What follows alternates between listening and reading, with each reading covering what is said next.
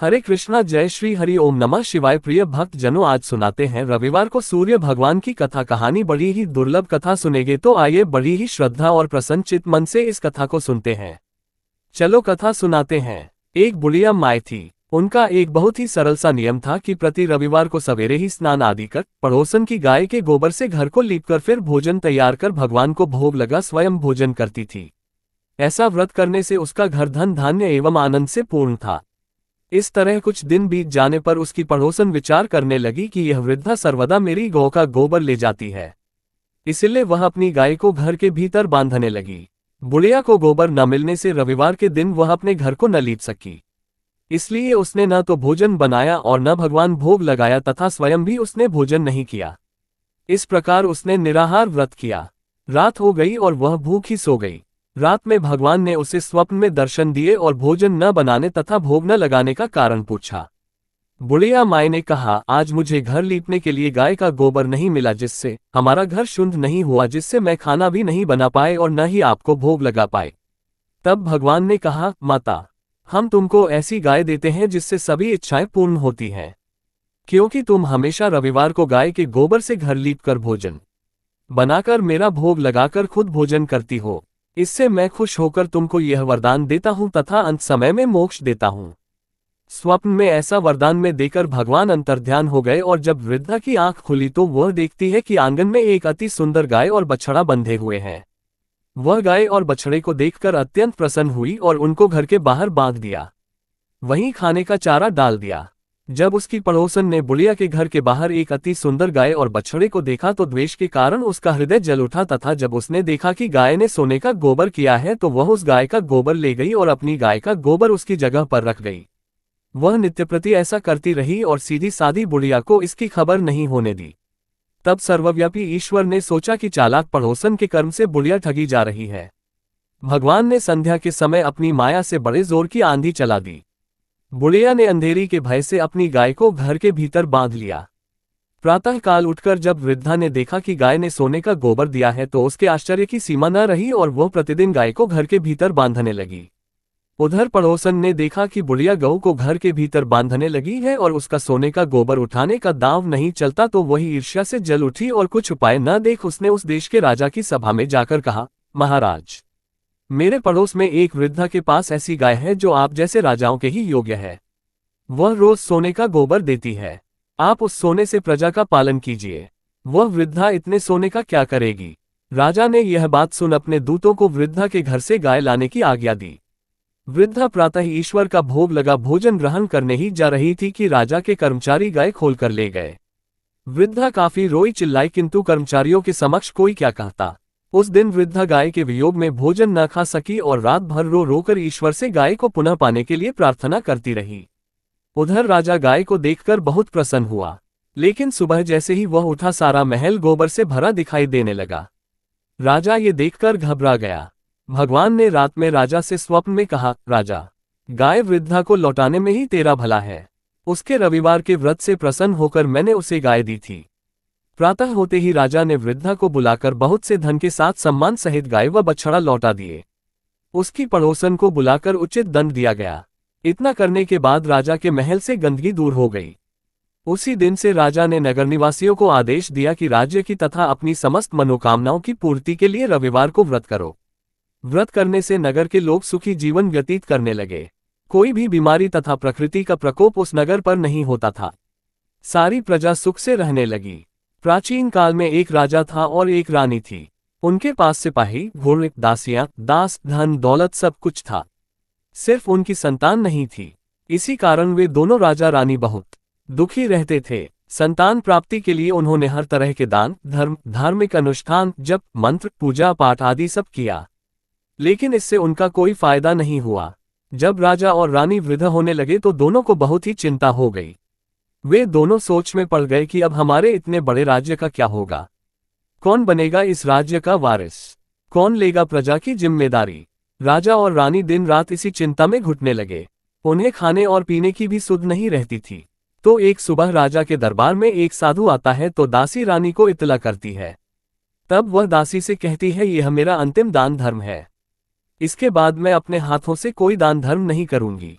रानी चावल भरा छाछ हाथ में लेकर बाहर आती है और साधु की झोली में भिक्षा डालने आगे बढ़ती है तो उसके चेहरे पर छाई उद्विग्नता साधु की दृष्टि में आती है। वह उससे पूछता है कि रानी साहिबा आपको क्या हुआ है, आपको क्यों इतनी उदासी हो गई है।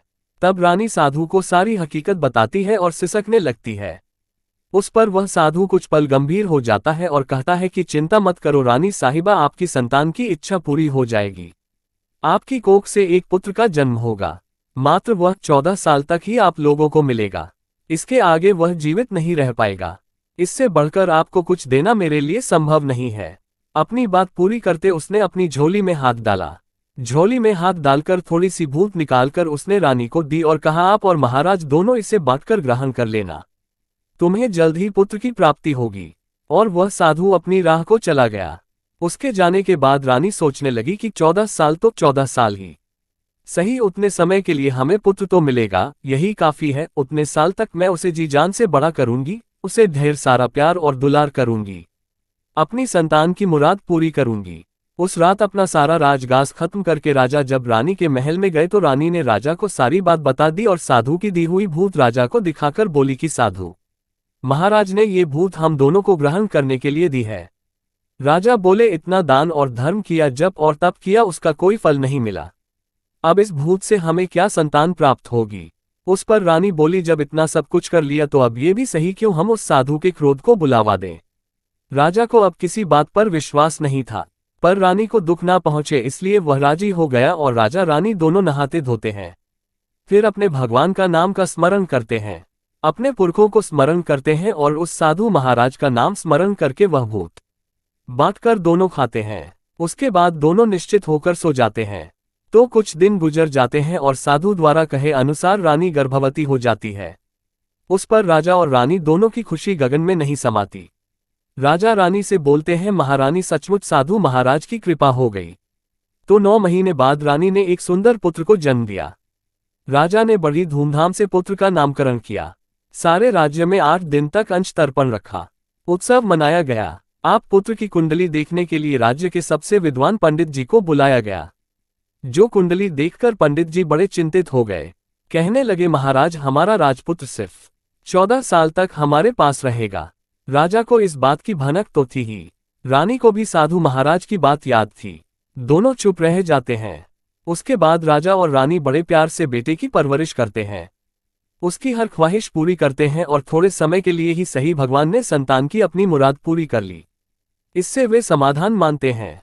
राजपुत्र दिन प्रतिदिन बड़ा होता है। जब वह 7 साल का हो जाता है तो राजा एक अच्छे गुरु की नियुक्ति करके उसे पढ़ाई लिखाई, घुड़सवारी आदि 12 विद्याओं का शिक्षण देते हैं। जब वह सब शास्त्र विद्या में पारंगत हो जाता है और 12 साल की उम्र का हो जाता है तब एक अच्छी सी राजकन्या खोजकर उसकी शादी करा देते हैं। तो 2 और साल बीत जाते हैं। बेटा 14 साल का हो जाता है। एक दिन राजपुत्र राजा से बोलता है, पिताजी मैं अपना सारा राज्य घूमकर देखना चाहता हूँ। आज तक मैंने सिर्फ इस रजवाड़े के अतिरिक्त कुछ देखा नहीं है। बेटे की बात सुनकर राजा चिंतित हो जाते हैं क्योंकि पुत्र को 14वां साल शुरू हुआ ही था। अब कोई अनहोनी होने का वक्त नजदीक आ पहुंचा था, लेकिन राजा ये सब बातें पुत्र को बता नहीं सकता था। राजा अपने चेहरे पर खुशी लाकर बेटे से कहता है कि हाँ जरूर जाओ बेटा, तुम्हें अपना सारा राज्य घूमकर देखना चाहिए। कहाँ क्या है ये सब जानना चाहिए। कल मेरे बाद तुम ही को तो राजा बनना है। मात्र एक बात का ध्यान रखें, तुम जहाँ जा रहे हो, क्या कर रहे हो, ये बात अपनी पत्नी को नहीं बताना। पुत्र कहता है, ठीक है पिताजी, आपने जो कहा है मैं वैसा ही करूंगा। राजपुत्र दिन भर अपनी पत्नी के साथ रहता है, खुशियां मनाता है और रात को 12 बजे वह उठकर बाहर चला जाता है। फिर सुबह होने से पहले वापस अपने महल में आकर सो जाता है। ऐसा बहुत दिनों तक चलता रहा और पुत्र का 14वां साल खत्म होने में कुछ ही दिन बाकी रहे थे। इतने में उसकी पत्नी यानी छोटी रानी रात में जाग जाती है। वह देखती है कि बिस्तर पर राजपुत्र नहीं है। वह महल में सब जगह देखती है तो राजपुत्र कहीं भी नजर नहीं आते तो वह क्या करती, किससे कहती? वह चुपचाप रहती है। फिर वह सुबह होने पर देखती है कि उसका पति अपनी जगह सोया हुआ है। वह पति से कुछ नहीं पूछती है, लेकिन दूसरी रात भी जब वैसा ही होता है, तीसरी और चौथी रात और कुछ दिनों तक ऐसा ही चलता रहता है। तब रानी बहुत ही चिंतित हो जाती है। उसके मन में ढेर सारे सवाल उठते हैं लेकिन उसे पूछने में डर लगता है। शायद पति गुस्सा कर बैठे। सास ससुर से पूछने के बारे में सोचा तो उसकी कुल मर्यादा बीच में आ जाती थी। तो इस तरह वह मन ही मन घुटती रहती थी। इस हालत में उसे खाने पीने में दिलचस्पी नहीं होती थी। वह दुबली पतली हो जाती है। तो उस राज्य में फूल बेचने वाली एक बूढ़ी मालिन थी। वह हमेशा छोटी रानी को फूल देने उसके महल में आती थी। उस बुढ़िया का ध्यान छोटी रानी पर पड़ जाता है। वह उससे पूछती है, बेटी तुम्हें किस बात का दुख है? तुम इस तरह सूख कर कांटा क्यों बनी हो? उस पर रानी कहती है, क्या बताऊं तुम्हें अम्मा, तुम्हारा राजपुत्र हर रात्रि को बाहर चला जाता है और सुबह वापस लौट कर आ जाता है। वह कहाँ जाता है, क्या करता है, ये सोच सोच कर मैं अन्न जल ग्रहण नहीं कर पाती हूँ और सूख सूख कर इस तरह कांटा बन रही हूँ। बुढ़िया सब बात सुनकर उसे एक उपाय बताती है कि बेटा ऐसा करना, आज रात को तुम सोना मत। उसके पीछे जाकर देखना कि वह कहाँ जाता है, क्या करता है और उसकी अच्छी तरह से पहरेदारी करना। तो छोटी रानी बोली कि अगर मुझे नींद आ गई तो बुढ़िया बोली कि तुम्हें नींद ना आए इसलिए एक काम करना, अपने बाएं हाथ की उंगली में एक जख्म कर देना, उस पर थोड़ी सी मिर्ची छिड़कना, उससे तुम्हें बड़ी जलन होगी और उस पीड़ा से तुम्हें रात भर नींद नहीं आएगी। रानी बुढ़िया के कहे अनुसार वही करती है।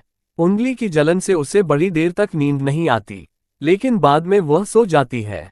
दूसरे दिन सुबह बुढ़िया फूल लेकर उसके महल में पहुंचती है और पूछती है, क्या हुआ बेटी, क्या तुम देख पाए कि पति कहाँ जाता है? रानी कहती है, नहीं अम्मा, पहले कुछ समय जलन के कारण मुझे नींद नहीं आई, पर कुछ देर के पश्चात मैं सो गई। बुढ़िया कहती है, कोई बात नहीं, आज तुम उंगली पर पहले से थोड़ा बड़ा जख्म करना और ज्यादा मिर्च लगाना। तो रानी ने वैसा ही किया, परंतु वह सिर्फ पति को बाहर निकलते हुए देख पाती है, उसके पीछे नहीं जा सकती क्योंकि उसे फिर से नींद आ जाती है।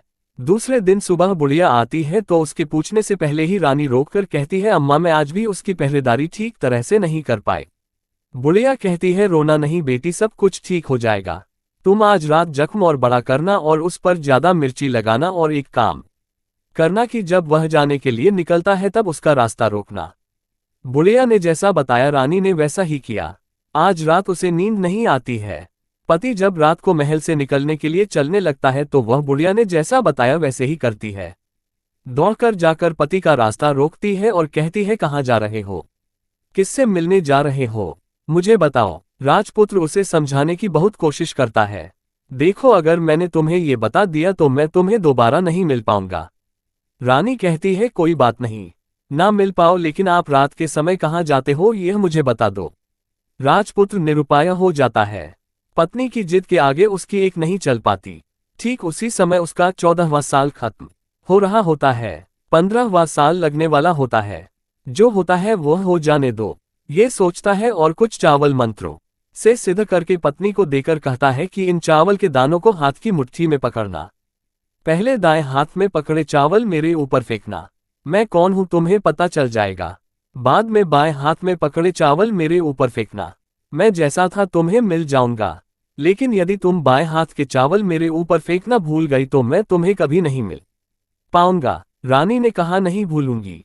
रानी बड़े आत्मविश्वास के साथ यह कहकर दाएं हाथ में पकड़े चावल पति के ऊपर फेंक देती है तो राजपुत्र एकदम एक विशाल घोड़ा बन जाता है। एकदम उम्दा सफेद गर्दन पर लंबी अयार देखते देखते वह तेजी से दौड़ने लगता है। रानी उस घोड़े को एकदम भौचक्की होकर देखने लगती है और पति ने बाएं हाथ के चावल फेंकने की जो बात कही थी वह भूल जाती है। उसकी आंखों के सामने घोड़ा महल से बाहर निकलकर चला जाता है। घोड़ा जो महल से बाहर जाता है तो वापस नहीं आता। अब रानी को बड़ा पश्चाताप हुआ। वह स्वयं को कोसने लगती है, लेकिन अब उसका कोई फायदा नहीं होने वाला था। राजपुत्र अब वापस नहीं आने वाला था। सुबह होते ही महाराजा को सब बात पता चली। उन्हें बहुत दुख होता है। वे बिस्तर पकड़ते हैं और राह देखते हैं कि एक दिन उनका बेटा वापस आ जाए। इस तरह 1 महीना गुजरता है, 3 महीने गुजरते हैं, आखिर 6 महीने पूरे हो जाते हैं। राजपुत्र का कोई अता पता नहीं चलता। प्रधान राजपुत्र को ढूंढने के लिए राज्य के गांव-गांव सिपाही भेजता है, लेकिन उन्हें कोई सफलता नहीं मिलती। इधर रानी अपनी हट के कारण पति गायब हो गया है, ये सोचकर स्वयं को मन ही मन कोसती है और प्रण लेती है कि कुछ भी करके पति को ढूंढ कर लाएगी और उसे वापस घर लेकर आएगी। एक दिन सुबह उठकर सासुर के महल में जाती है और कहती है कि मैं अपने पति की खोज में जा रही हूँ। महाराजा को और क्या चाहिए था, कुछ भी करके उनका बेटा उन्हें वापस मिलने चाहिए था। वे बहू को जाने की अनुमति देकर कहने लगे, बेटी तुम्हें जो चाहे वह करो, जहां जाना है वहां जाओ, लेकिन हमारे बेटे को वापस लेकर आओ। अब रानी अपना शाही भेष बदलकर एक सेठानी बन जाती है। कुछ दासियों को, कुछ नौकरों को साथ ले लेती है, कुछ सामान साथ ले लेती है और राज्य की सीमा पर जाकर वहां एक भोजनालय खोल देती है। वहां आने वाले सब यात्रियों को खाना मुफ्त में देने लगती है। मात्र एक शर्त रखी कि खाने वाले को उसकी देखी हुई कोई अजीब चीज उसकी मालकिन को यानी राजकन्या को बतानी पड़ेगी, तो वहां आने वाला हर नागरिक अपनी तरफ से मैंने ये देखा, मैंने वह देखा कहकर वहां से मुफ्त खाना खाकर जाता था। परंतु रानी को जो बात चाहिए थी वह अब तक नहीं मिली थी। ऐसे ही कुछ दिन बीत गए तो रानी के महल में फूल लेकर जाने वाली बुढ़िया के एक बेटा और बहू थे। उनका एक छोटा बेटा था, यानी बुढ़िया का एक पोता था। तो बेटा और बहू सुबह काम के लिए निकलते थे तो पोते को संभालने की जिम्मेदारी बुढ़िया पर रहती थी। दिन भर पोते को संभालती थी। एक दिन बुढ़िया को पान खाने की आदत थी, तो पान लगाने के लिए चूना चाहिए था। वह उसे तैयार करने के लिए सीपिये लेकर आए। इन सीपियों को भूनने के लिए गोबर के कंडे चाहिए थे। कंडे इकट्ठा करने के लिए वह बांस की टोकरी लेकर चरवाहे के मैदान में गई। वहां बहुत सारे कंडे थे। उन्हें जमा करते करते उसे घर आने में अंधेरा हो गया। इस ओर शाम होते ही काम से वापस आकर बेटा और बहू घर पहुंचे तो देखा कि बच्चा घर पर अकेला है और रो रहा है। वे दोनों गुस्से से लाल पीले हो गए। इतने में बुढ़िया घर आ पहुंची। बेटे ने पूछा, पोते को घर अकेला छोड़कर कहाँ गई थी? बुढ़िया बताने लगी कि मैं गोबर के कंडे इकट्ठा करने गई थी। इस पर बेटा बोला, दोबारा बच्ची को अकेला घर पर छोड़कर यदि कहीं गई तो मैं तुम्हें बहुत पीटूंगा। बुढ़िया कहने लगी, नहीं बेटा, फिर कभी ऐसा नहीं करूंगी। लेकिन दूसरे ही दिन बुढ़िया वह बात भूल गई और फिर चरवाहे के मैदान पर कंडे इकट्ठा करने चली गई। शाम को जब बेटा और बहू काम से वापस लौटे तो देखा कि बच्चा घर पर अकेला है और रो रहा है। अब उसके बेटे की सहनशक्ति खत्म होने लगी और बुढ़िया के वापस आने पर उसे घर से निकाल दिया। बुढ़िया रात भर घर के बाहर अंधेरे में बैठी रही और सुबह होते ही हाथ में टोकरी लेकर कंडे इकट्ठा करने के लिए निकल गई। उस दिन उस पर कंडे इकट्ठा करने का मानो पागलपन सवार हो गया था। कंडे इकट्ठा करते करते जब अंधेरा हो गया उसे मालूम ही नहीं चला। उसे जब ध्यान आया तो गांव का रास्ता भी ठीक तरह से दिखाई नहीं दे रहा था। वह अंधेरे में आंखें फाड़कर देखती देखती किसी तरह आगे निकल पड़ी। तो एक कपिला गाय छन छन की आवाज करती गली की घंटी बजाते ठुमक कर उस मैदान पर आ गई। उसे देखकर बुढ़िया सोचने लगी कि इस गाय के पीछे पीछे जाऊंगी तो गांव तक पहुंच जाऊंगी। तब बुढ़िया उसके पीछे पीछे जाने लगी। वह गाय उस मैदान से लेकर एक एक करके 6 मैदान पार करती है। आखिर में वह 7वें मैदान तक पहुंचती है तो क्या होता है कि उस मैदान पर एक बड़ा सा पत्थर है। गाय जाकर उस पत्थर को अपना सींग मारती है। जब गाय ने सींग मारा तो वह पत्थर दूर हट गया और पाताल में नीचे जाने की सीढ़ियां दिखाई देने लगी। तब वह गाय उन सीढ़ियों से नीचे जाने लगी। बुढ़िया वह सब देख रही थी और झट से जाके गाय की पूंछ को पकड़ लिया। वह गाय के साथ नीचे पाताल में पहुंच गई और तुरंत ही गाय की पूंछ छोड़ दी और इधर उधर देखने लगी। उसने देखा कि वहां दीप और दिए जलते हैं और तेज रोशनी गाय के ऊपर पड़ती है और वहां अद्भुत घटनाएं घटने लगती है। गाय के नीचे जाते ही उसके गले में अपने आप साल पड़ गई और छमछम करके कोई दूध हाड़ी में गाय का दूध दुगने लगा। लेकिन जो भी कोई वह कर रहा है वह मात्र दिखाई नहीं दे रहा है।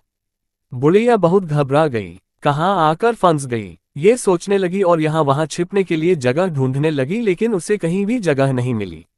हर जगह उजाला ही उजाला था। तो वह एक कोने में खड़ी हो गई और जो कुछ सामने हो रहा था उसे चुपचाप देखने लगी। उसने देखा कि वहां एक उम्दा सफेद घोड़ा और 2 कुंड थे। उसमें से एक कुंड में उस घोड़े ने छलांग लगाई और ऊपर आ गया और उस घोड़े को अब राजपुत्र का रूप प्राप्त हो गया। उसने दूसरे कुंड के पानी में स्नान किया। वहां रखे नए कपड़े पहने और नजदीक ही एक सुंदर पलंग था, उस पर आकर वह बैठ गया। उसके सामने अपने आप 5 पकवानों की थाली आ गई, दूध की एक प्याली भी आ गई, 5 सुपारी आ गई। उसके सामने एक दिया जलता रहा और राजपुत्र ने खाना खाया, पानी पिया, 5 सुपारी खाए और बिस्तर पर लेट जाने से पहले सूर्य देव का स्मरण करके सामने जलते हुए दिए से पूछा, हे दीपंकर, मेरे माता पिता क्या कर रहे हैं? दिया बताने लगा, बेटे के शोक में डूबे हैं। राज कौन संभाल रहा है? तो उसने बोला कि राज्य प्रधान संभालते हैं। उसने पूछा कि मेरी पत्नी क्या करती है? तो दिए ने बोला कि उसने चौराहे पर भोजनालय शुरू किया है और आते जाते लोगों से वह नई खबर के बारे में पूछती रहती है।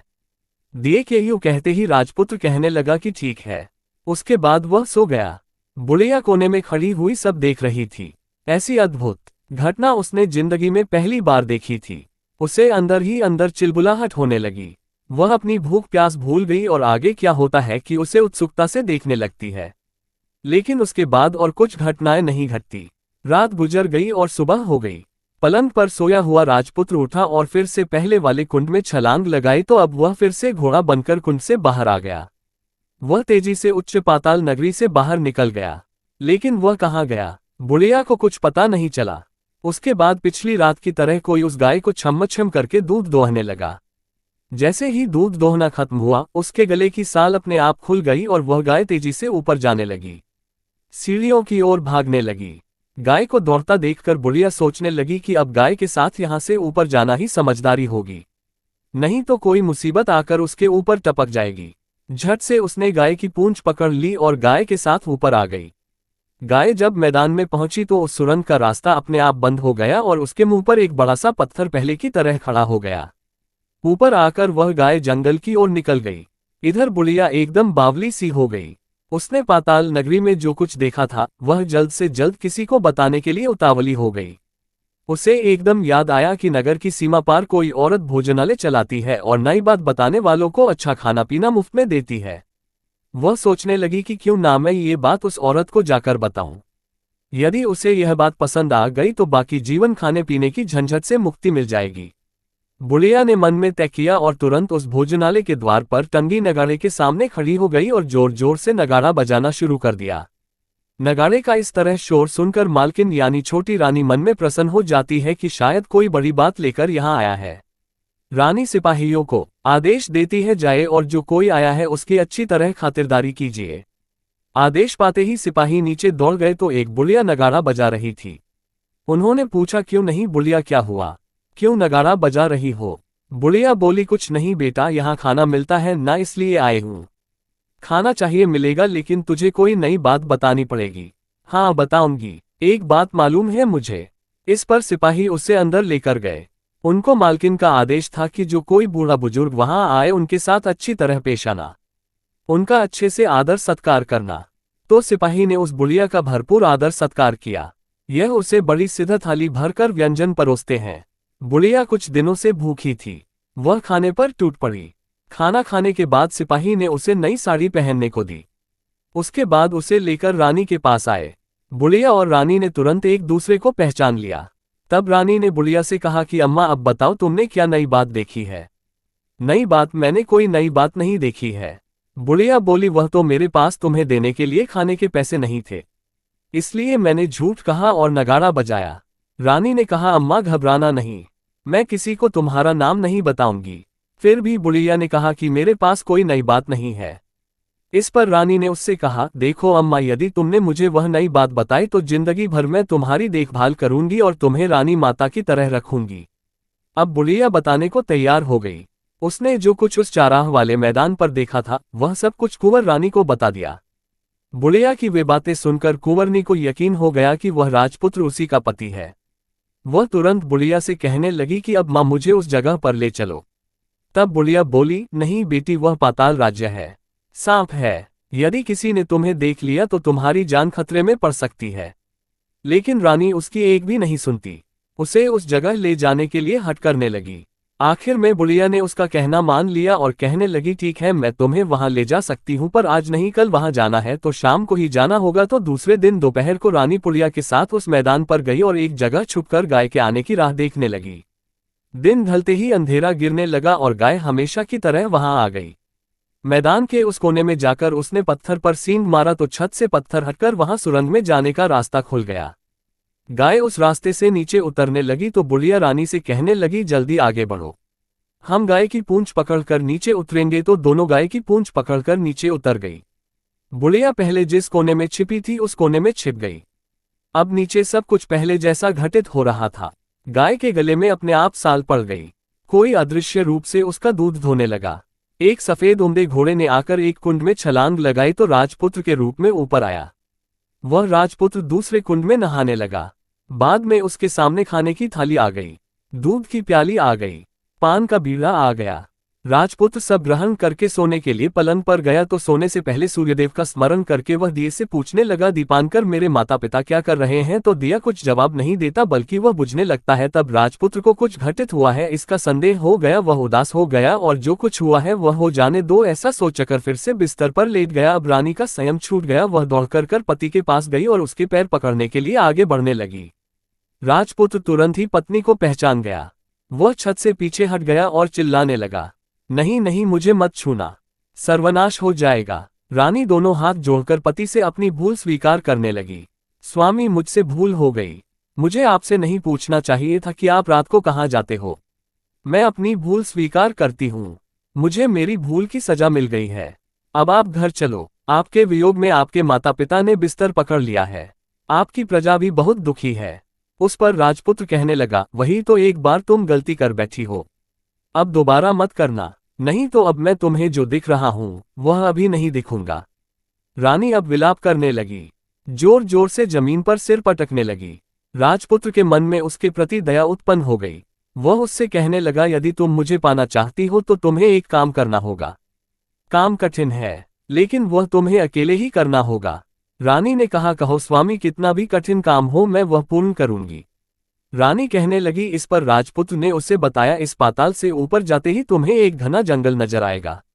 ऐसे 6 जंगल पार करने के पश्चात तुम्हें एक 7वां जंगल मिलेगा।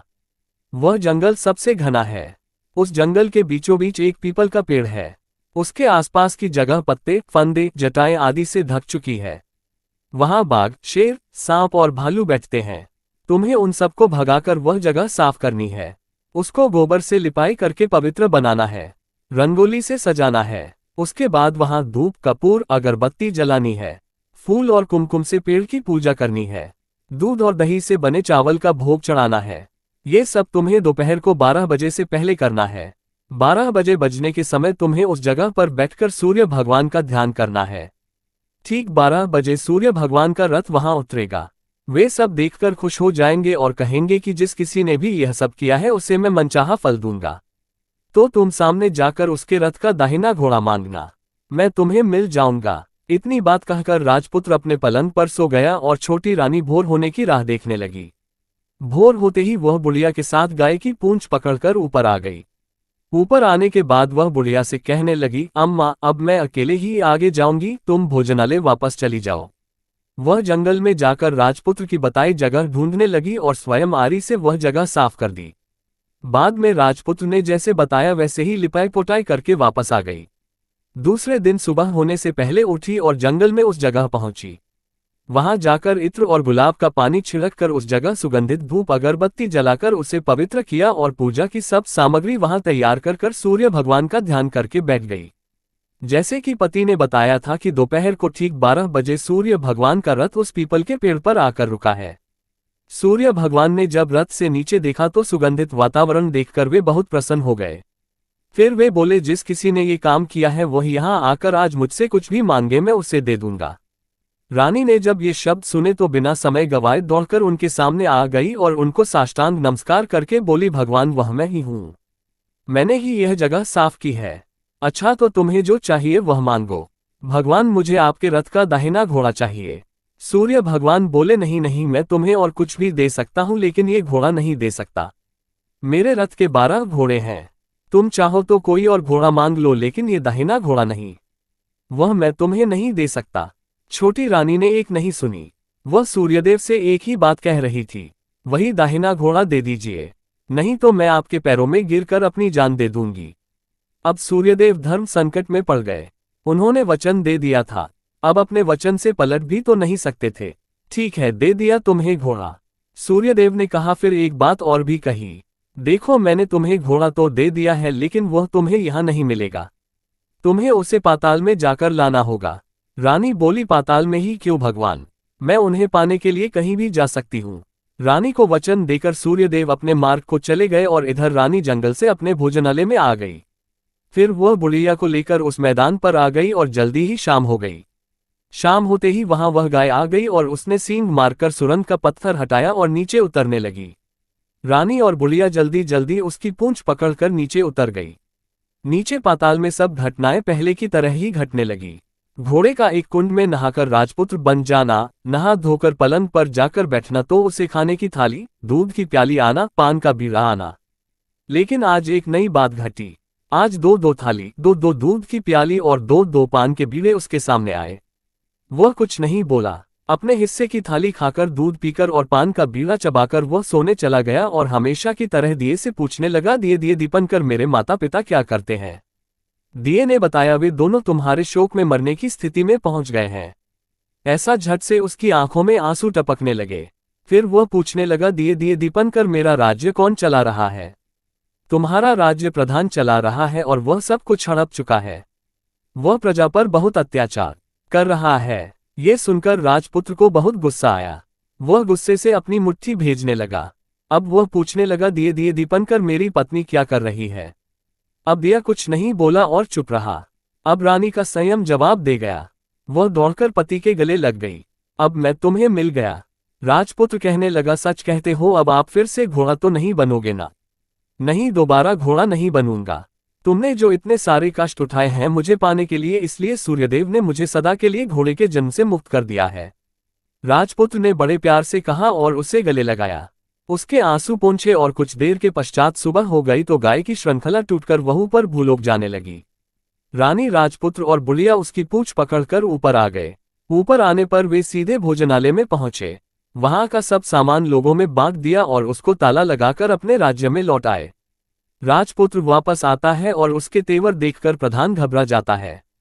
राजपुत्र ने उसे बंदी बनाकर कैदखाने में डाल दिया और राज्य की बागडोर अपने हाथ में ले ली।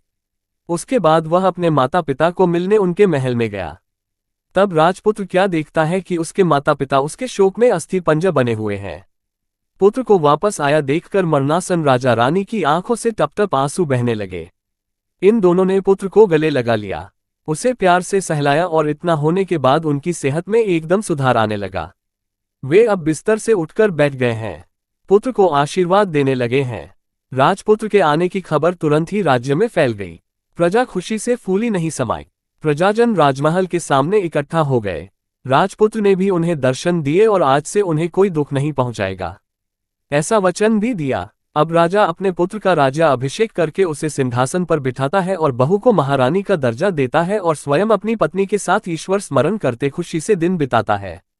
महाराजा बना राजपुत्र अच्छी तरह से राज्य चलाने लगा और अपनी पत्नी के साथ सुख शांति से जीवन बिताने लगा। उस बुढ़िया को रानी ने अपने ही पास रख लिया और उसकी अच्छी तरह से देखभाल करने लगी। बुढ़िया और उसके बुढ़ापे के दिन खुशी से गुजरने लगे। प्रेम से बोलिए सूर्यनारायण भगवान की जय। आपको आज की कथा पसंद आए तो वीडियो को लाइक करना मत भूलिएगा, शेयर कीजिएगा, कमेंट में भगवान श्री सूर्यनारायण की जय लिखिएगा और हमारे हिंदी स्टोरी चैनल को भी सब्सक्राइब धन्यवाद करिएगा।